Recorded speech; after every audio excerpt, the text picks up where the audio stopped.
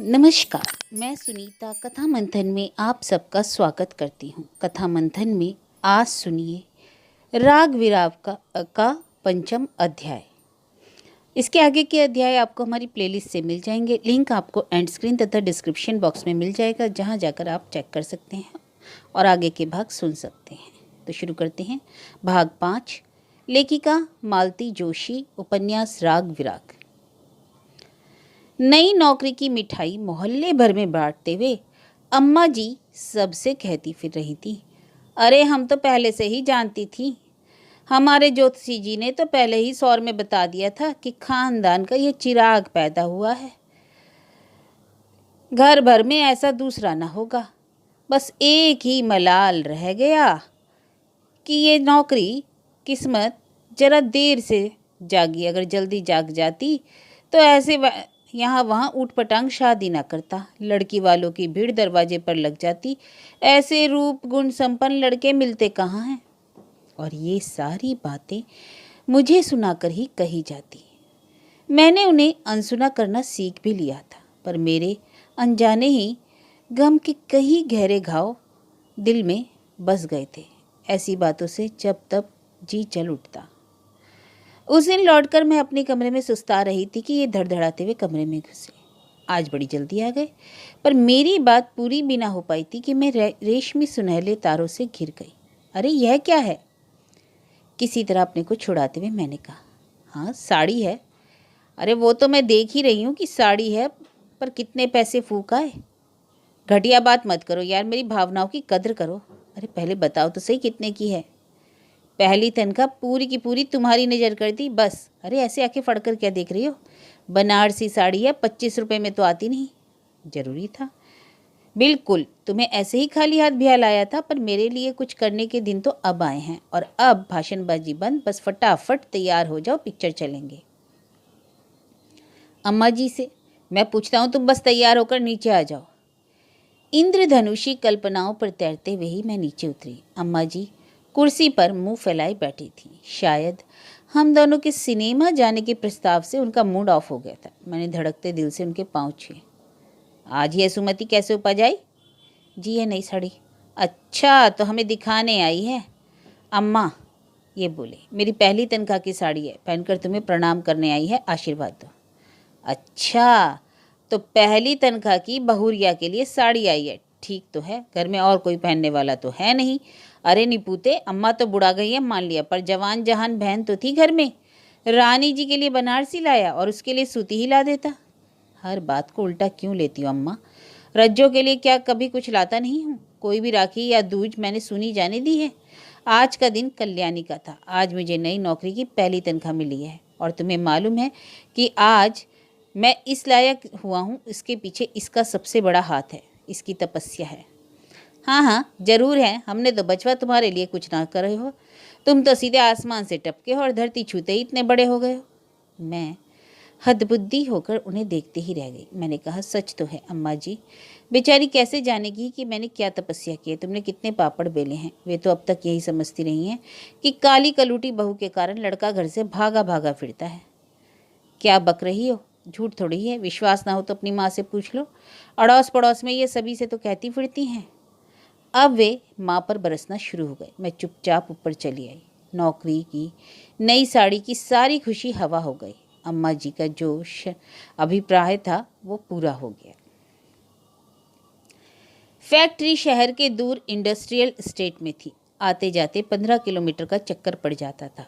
बस के टाइमिंग्स नहीं मिलते थे, फिर बस से उतरकर काफ़ी दूर तक पैदल चलना पड़ता था। फिर जहाँ हर कोई छोटा बड़ा स्कूटर या मोटरसाइकिल दंदनाता हुआ आता हो, वहाँ अपनी खड़खड़िया साइकिल पर जाना बहुत ख़राब लगता था।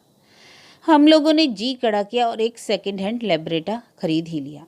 उसके लिए एक मुश्त रकम हमारे पास नहीं थी। फिर कुछ इन्होंने दोस्तों से उधार लिया, कुछ मैंने बैंक से लोन लिया, कुछ बड़े भैया ने दिया। उन्हीं के दोस्त का स्कूटर था। हमारे भाग्य से उसका नया वेस्पा आ गया था। उसी ने समय निकालकर इन्हें अच्छी तरह चलाना भी सिखा दिया था। एक दिन इनका ऑफिस से फ़ोन आया, कनु डियर 5 बजे तैयार रहना, स्कूटर लेकर आ रहा हूँ, साथ घर चलेंगे।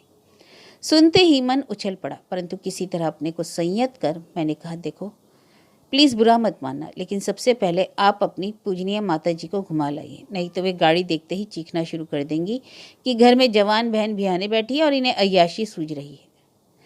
अपना गुबार निकालते समय यह भी याद ना रहा कि फ़ोन मेहता साहब के केबिन में है और वे मुझे घूर रहे हैं। घर लौटी तो देखा दरवाजे पर अच्छा खासा मजमा इकट्ठा है। स्कूटर के गले में माला है, माथे पर अक्षत रोली का टीका है और रजनी उसकी बकायदा आरती उतार रही है। इसके बाद अम्मा जी ने सबका मुंह मीठा करवाया। वे अपनी सबसे अच्छी साड़ी पहने हुई थी। बेटा सबसे पहले उन्हें घुमाने ले जा रहा था। इस गर्व से उनका चेहरा दमक रहा था। सब लोगों के इसरार करने पर शर्माने का नाटक सा करती हुई वे पिछली सीट पर जा बैठी। पहली बार बैठी थी, घबराहट होनी स्वाभाविक ही थी, पर वे उसे छिपाने की प्राणपण से चेष्टा किए थी। इन्होंने गाड़ी स्टार्ट की ही थी कि किसी को याद आया, अरे गुड़िया कहाँ है? उसे दादी की गोदी में तो। गुड़िया डरकर रोने लगी। रजनी ने उसे 2 बार बिठाना चाहा, दोनों बार बार वह मचलकर उतर पड़ी। मैंने खींच कर कहा, अरे बैठ ना, डरती क्यों है? तेरा भी तो हक है, तेरी माँ का भी पैसा लगा है इसमें। और जैसा कि मुझे विश्वास था, अम्मा जी खट से उतर पड़ी। क्या हुआ? इंजन की घरघराहट बदकर इन्होंने पूछा। हमें नहीं बैठना, गिरा गिरा गए तो फजीयत होगी। उन्होंने बहुत समझाया, बहुत मनाया, पर वे नहीं मानी। आखिरकार वे रजनी को ही लेकर चले गए। इतने सारे लोग घेरे खड़े थे, उनके सामने कुछ करना ही था। लौटते ही इन्होंने मुझसे पूछा, तुमने अम्मा से ऐसा क्या कह दिया था? क्या कह दिया था? रज्जो बता रही थी तो उसी से पूछ लिया होता। उससे क्या पूछूंगा खाक? मैं तुमसे पूछता हूँ, क्या हर बार इस तरह नाटक करना जरूरी है? हर बार तो नहीं, पर हाँ कभी कभी जरूरी हो जाता है। मैं तुम्हारी माँ को दिखाना चाहती हूँ कि हाथ आई खुशी जब अचानक छिन जाती है तब कैसा लगता है। जो कसक मैंने 1000 बार झेली है, उन्हें एक बार तो सहन करने दो। अरे, उनसे इस तरह निठुर होकर बदला लेते हुए तुमने यह कभी नहीं सोचा कि मुझ पर क्या बीती होगी? जब भी बड़ी उमंग से कुछ करने को सोचता हूँ, तुम पानी फेर देती हो। मैं पानी फेरती हूँ? नहीं, तुम नहीं करती कुछ। हर बार अम्मा ही झमेला खड़ा कर देती हैं। बस अम्मा, जिनका उल्लेख तुम हर बार तुम्हारी माँ के रूप में करती हो, वे मेरी माँ है। सिर्फ यही सोचकर तुम चुप रह जाया करो तो क्या है, पर नहीं, हर बार तुम्हारा अहम आगे आ जाता है। मेरा अहम? अपने होने का एहसास भी मुझ में चुकता जा रहा है और यह सामने बैठा शख्स कह रहा है कि मेरे अहंकार ने उसके जीवन को नर्क बना दिया है। अपने आसपास को उसने बड़ी आसानी से अनदेखा कर दिया है और अपनी सारी हताशा मुझ पर उड़ेल कर वह हल्का होना चाहता है। उसके स्वर में जो कड़वाहट है वह एकदम ही नहीं उपजी। पता नहीं यह जहर कब से उसके मन में बूंद बूंद कर घुलता जा रहा है। किसने घोला यह जहर? किसने किसने? एक अरसे के बाद मैंने रसोई में पांव दिया था अपनी माँ के इसरार पर इनके लिए चाय बनाने के लिए। इस बीच गैस की जगह बदल गई थी, चाय के लिए नए मग्स आ गए थे, दूध की अलमारी पर फिर से रंग हो गया था। अरे तुम? इन्होंने चौंक कर पूछा। चाय पियोगी ना? मैंने कहा और माचिस ढूंढने लगी। इन्होंने लाइटर से गैस जला दी और मैंने चाय चढ़ा दी। चाय शक्कर के डिब्बे खोलकर देखे, शक्कर कुछ कम थी। हमेशा वाले डिब्बे में देखा, उसमें बेसन था। रजनी, शक्कर का बड़ा डिब्बा कहाँ है? रजनी ने बाहर से ही आवाज़ देकर अता पता बता दिया। शक्कर निकाल कर लाई, तब तक चाय उफनने लगी और घबराहट में गैस बंद करने की याद ही ना रही। पतीली ही उतार ली, वह भी हाथ से। स्टील की पतीली अंगारा हो रही थी। हाथ लगते ही मेरी चीख निकल गई। पतीली हाथ से छूट गई। पूरे घर में दूध ही दूध हो गया। चीख सुनते ही सब लोग दौड़े आए। अच्छा खासा नाटक हो गया। अम्मा जी दोबारा बेटे के लिए चाय बनाने में व्यस्त हो गई। रजनी ने पूरी रसोई में पोछा लगाया। साथ में बरनौल की ट्यूब लेकर मैं फिर ऊपर आ गई और माँ भी साथ थी। अपनी 8 उंगलियां उनके सामने करके मैंने कहा, देखो तो माँ, इतनी सी देर में कैसे फफोले से पड़ गए हैं। पर मेरे जले हुए हाथों को सहलाना तो दूर, माँ ने उल्टा उन्हें झटक दिया। आग्नेय दृष्टि से मुझे घूरते हुए बोली, अरे घर आए मर्द को 1 कप चाय भी नहीं पिला सकती तू? मैं चुप। रोज खाना कौन बनाता है?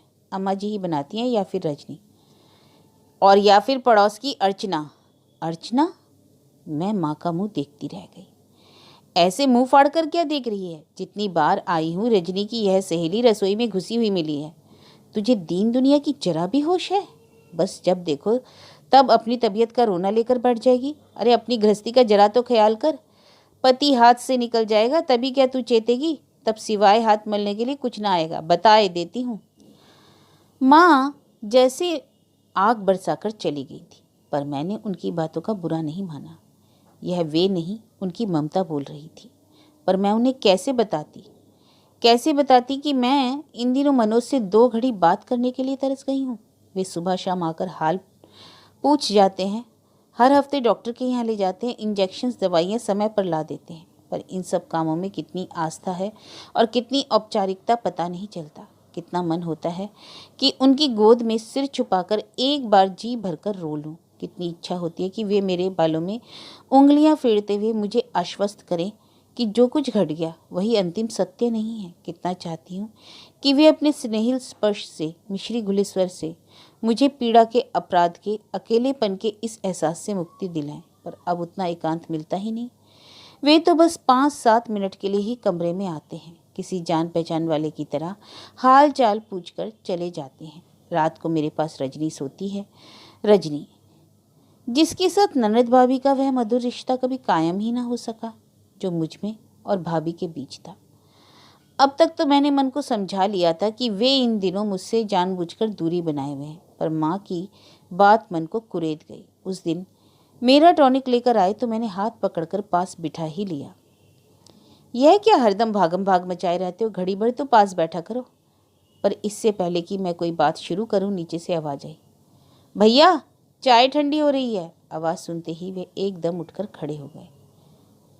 यही मंगा लेते ना। अरे नहीं, वह बेकार परेशान होगी, मैं ही ले आता हूँ। वे जो गए फिर वहीं के होकर रह गए। फिर शायद कोई मिलने भी आ गया। देर तक उनके कह कहे सुनाई देते रहे और मैं जली भुनी छत पर बैठी थी। रात को जब रजनी खाना लेकर आई तो मैंने खुद ही अपना मौन तोड़ दिया। रजनी के जाते ही अपनी थाली उठाकर उसके पीछे पीछे मैं नीचे उतर आई। तीनों एक साथ खाने पर बैठे थे। अम्मा जी बड़े मनयोग से दोनों बच्चों को खाना परोस रही थी। भाई बहन में परस्पर चुहलबाजी चल रही थी। मुझे देख एकदम अपने घर की याद आ गई। मुझे देखते ही तीनों ऐसे चौंके जैसे भूत देख लिया हो। उनका हास परिहास एकदम थम गया। अरे तुम नीचे क्यों आ गई? कुछ चाहिए तो आवाज क्यों नहीं लगा दे। अब जिंदगी भर क्या ऊपर ही बैठी रहूंगी? 8-10 दिन बाद तो ड्यूटी भी तो ज्वाइन करनी है, अभी से आदत तो डालनी पड़ेगी।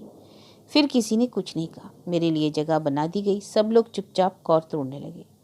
मैंने स्पष्ट अनुभव किया कि मेरे आ जाने से उन्हें असुविधा हो रही है। उनके आनंद में खलल पड़ गया है। अब समझ में आया कि क्यों मेरी चाय, मेरा खाना निर्विघ्न रूप से ऊपर पहुंचता रहा। नहीं तो जैसा अम्मा जी का स्वभाव है, उन्होंने इस बात को लेकर अब तक तूफान मचा दिया होता। चुपचाप निवाले गटक कर उठ गई। पिता की गोद में सोई श्वेता को मैंने बिस्तर पर लेटाना चाहा, पर उसने नींद में भी मेरे हाथ झटक दिए। इस तरह सबसे उपेक्षित होकर हारी सी मैं अपने दड़बे में लौट आई। अगले दिन सुबह श्वेता अखबार देने आई तो मैंने पूछा, पापा क्या कर रहे हैं? नहा रहे हैं। नहा लें तो उनसे कहना मम्मी ने फौरन बुलाया है। वे तौलिया लपेटे अंगोछे से सिर पहुँचते हुए भागे भागे ही ऊपर आए। क्या हुआ? मुझे इत्मीनान से बैठा हुआ देखकर थोड़े से रुष्ट स्वर में बोले, यह कोई तरीका है? तुमने तो एकदम डरा दिया। मैंने सोचा पता नहीं क्या बात है। कोई बात होगी तभी तुम मेरे पास आओगे। मतलब अब तुम्हें मेरे पास आने के लिए भी कुछ बहाना चाहिए। समझने की कोशिश करो Kannu, I am so busy these days. अरे बिजी तो तुम हमेशा से हो, लेकिन फिर भी सबके लिए समय निकाल लेते हो, सिवाय मेरे। उन्होंने कोई उत्तर नहीं दिया। क्या मेरा कोई हक नहीं? वे चुप। मैं अपनी बात कहूँ तो कब कहूँ, किससे कहूँ? वे फिर खिड़की के पार देखते रहे। मैं क्या कह रही हूँ सुन भी रहे हो? एक बार इधर देखो तो। क्या देखूं? उन्होंने खींच कर कहा और पलट कर मुझे इस तरह घूर कर देखा कि मैं सहम गई। मैंने अपनी दृष्टि हटा ली। वहां से हटते ही मेरी आंखें ड्रेसिंग टेबल के आईने पर टिक गई। दर्पण में हम दोनों एक साथ प्रतिबिंबित हो रहे थे। उनका सद्य स्नातक सुडोल सुदर्शन शरीर और उसके बगल में खड़ी मैं, मृत्यु के मुख से लौटी एक जर्जर काया, बिखरे बाल, बासी चेहरा जो सुंदर तो कभी भी नहीं था, पर इस समय तो असुंदरता की सीमा को छू रहा था। नहीं, दर्पण में हम दोनों की दृष्टि टकराई। जो मैंने देखा उसे वे भी अनदेखा नहीं कर सके। दोनों परछाइयों का वैषम्य उनकी आंखों में भी प्रतिबिंबित हो रहा था। एक ऊप, एक बेचारी, एक वितृष्णा के साथ मेरे प्रतिबिंब को घूर रहे थे वे। नहीं नहीं, मैं जोर से चीखी और मैंने एक मुक्का आईने पे दे मारा और दूसरे ही क्षण मुझे अंधेरे के अजगर ने लील लिया। होश आया तो सिर बहुत भारी लग रहा था। हाथ से छूकर देखा, वहाँ भारी सा बैंडेज बंधा था, इतना भारी कि उसके बोझ से सिर फटा जा रहा था। मन हुआ कि दोनों हाथों से उसे उतारकर फेंक दूं, पर दूसरा हाथ उठा ही नहीं। दाहिने हाथ की हथेली पर भी पट्टी बंधी हुई थी। चेहरा खिंचा खिंचा सा लग रहा था। उंगलियों से छूकर देखा, बाईं आंख के ठीक नीचे भी एक पट्टी चिपकी हुई थी। माँ, मैंने क्षीण स्वर में कहा। उस नीम बेहोशी की हालत में भी मैं समझ गई थी कि मेरे शरीर पर इतने प्यारे हाथ फेरने वाला कौन है। माँ, क्या है बेटे, कैसा जी? अब सिर फटा जा रहा है माँ। टाके कसक रहे होंगे बिटिया, थोड़ी देर में आराम आ जाएगा। टाके? मुझे टाके लगे हैं? हाँ, 4 टाके आए हैं। वे तो कहो कि आंख बच गई। माँ, मेरे हाथ में क्या हो गया है? माँ ने इस बार जवाब नहीं दिया, चुपचाप मुझे थपथपाते रहे। माँ, कन्नू अब थोड़ा सोने की कोशिश कर, नींद में हीलिंग जल्दी होती है। यह बड़े भैया की आवाज़ थी। भैया, मेरी गुड़िया, मेरी श्वेता कहाँ है? वे पार्क में गई है। बड़ी देर बाद मनोज उसे लेकर आए। देखो बेटे, मम्मी बुला रही हैं, पर उसने मेरी ओर देखा ही नहीं। पापा के कंधे से चिपकी रही। आजा मेरी गुड़िया, मेरे पास आ, इसे मेरे पास बिठा दीजिए ना प्लीज़। वे उसे लेकर झुके, पर उसने उन्हें कसकर पकड़ लिया। भैया ने उसे जबरदस्ती मेरे पास बिठा दिया। जैसे ही मैंने उसे अंक में भरना चाहा, वह चीख उठी। डर लगता है पापा, हमें डर लगता है। और उसने अपनी दोनों हथेलियों से मुंह ढांप लिया। पापा ने जैसे ही उसे उठाया, वह किसी भयभीत व्यक्ति की तरह उनसे चिपक गई। वे चुपचाप उसे लेकर बाहर चले गए। मैं आंखें फाड़े उन्हें देखती ही रह गई। फिर मेरी आंखें पथरा गई, हाथ पांव ऐंठ गए, कानों में एक ही बात हथौड़े की तरह बार बार चोट करती रही। डर लगता है। श्वेता को मम्मी से डर लगता है, अपनी मम्मी से डर लगता है।